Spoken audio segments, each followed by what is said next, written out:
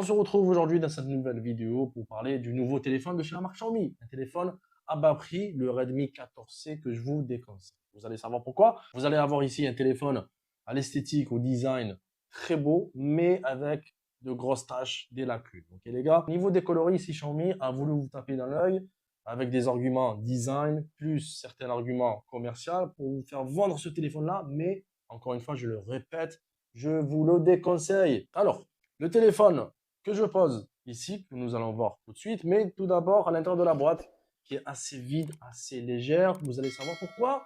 Parce que vous avez plus le chargeur, vous avez plus la coque. On s'est habitué chez la marque Xiaomi à avoir le chargeur plus la coque. Et sinon, vous avez juste ici l'ouvre compartiment de vos cartes SIM. Vous pouvez mettre deux cartes SIM plus carte mémoire. Et là, à l'intérieur, vous avez juste toujours les livrets, hein, qui servent à rien. Et vous avez aussi l'adaptateur type C. C'est tout, les gars.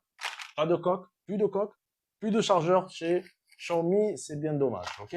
Au niveau du téléphone, regardez, le voici, le voilà. Il est beau. La vérité, il est beau. Moi, j'ai choisi cette coloris-là. Vous avez la coloris bleue que je trouve aussi magnifique, mais c'est ça le piège, les gars. Vous allez commencer par dire, waouh, le design, il est magnifique. Un superbe écran assez grand, avec un taux de rafraîchissement que nous allons voir tout de suite. Et là, vous allez dire, waouh, pour 140 euros, ça vaut le coup. Mais non, les gars, ça vaut pas le coup parce que vous avez des téléphones bien meilleurs à ce prix-là. Vous avez le Samsung Galaxy A15, vous savez, le Redmi de chez la même marque, le Redmi 13. Alors, au niveau design, à l'arrière, vous avez ici un très beau module.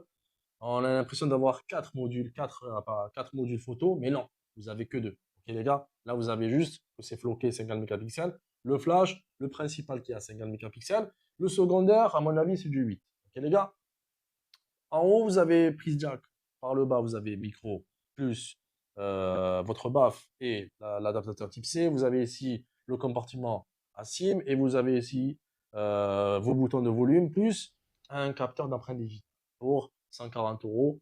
C'est pas mal, toutes les marques le font aujourd'hui. Alors, au niveau fiche technique, vous avez ici un processeur de chez Helio, le G81.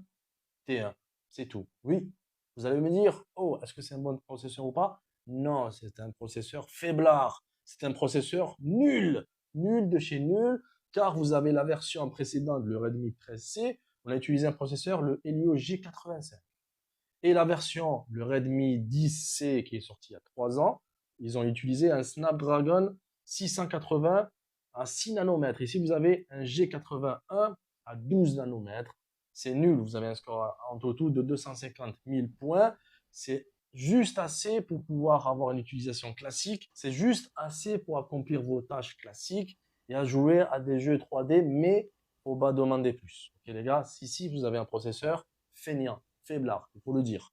Le deuxième point, c'est l'argument ultime pour vous vendre ce téléphone-là. Attention, on va vous dire ici, vous avez, parce qu'il y a marqué dans la boîte, il y a marqué 6,88 large display. Waouh, donc un téléphone qui est beau, qui a un écran immense, 6,88 pouces, avec un taux de rafraîchissement, il faut le dire, de 120 Hz.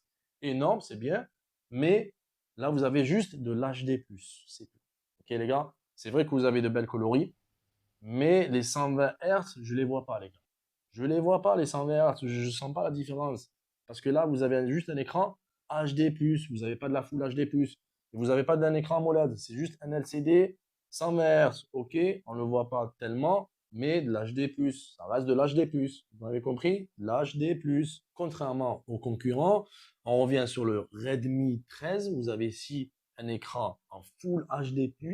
Et sur le Galaxy A15, vous avez un écran AMOLED. Là, vous avez le summum du summum.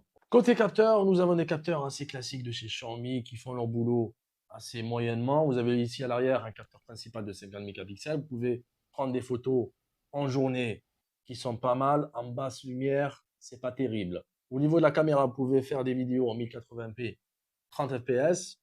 Ça passe. Alors qu'à l'avant, vous avez du 8 ou du 13, je ne me rappelle plus, mégapixels, mais on s'en fout parce que c'est pas terrible. C'est pas terrible au niveau de la qualité. On a des problèmes de saturation, de points de grain.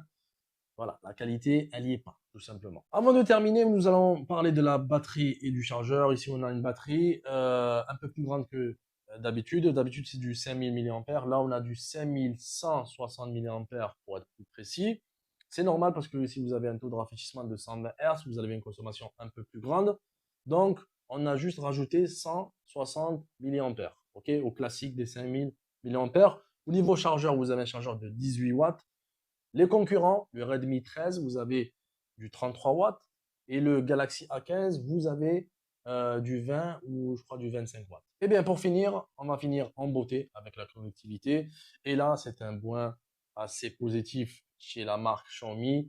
Au niveau connectivité, vous êtes servi. Vous avez de l'NFC, vous avez du Bluetooth 5.3, vous avez du Wi-Fi, vous avez du Bluetooth et vous avez aussi l'interface Xiaomi HyperOS qui est pas mal. Ok les gars, au niveau connectivité, c'est vrai, il faut dire, c'est pas mal. Mais ça reste un téléphone avec des lacunes, les gars. Vous avez des concurrents. Bon, vous m'avez compris, le Redmi 13, c'est pas un concurrent, c'est la même marque, mais vous m'avez compris, le Redmi 13, vous allez avoir ici un processeur, le Helio G91, bien meilleur que lui, un écran Full HD+, une caméra à l'arrière de 108 mégapixels et un chargeur de 33 watts.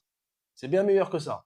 Et encore mieux, vous avez le Galaxy A15, vous allez avoir ici un processeur, le G99, un écran AMOLED.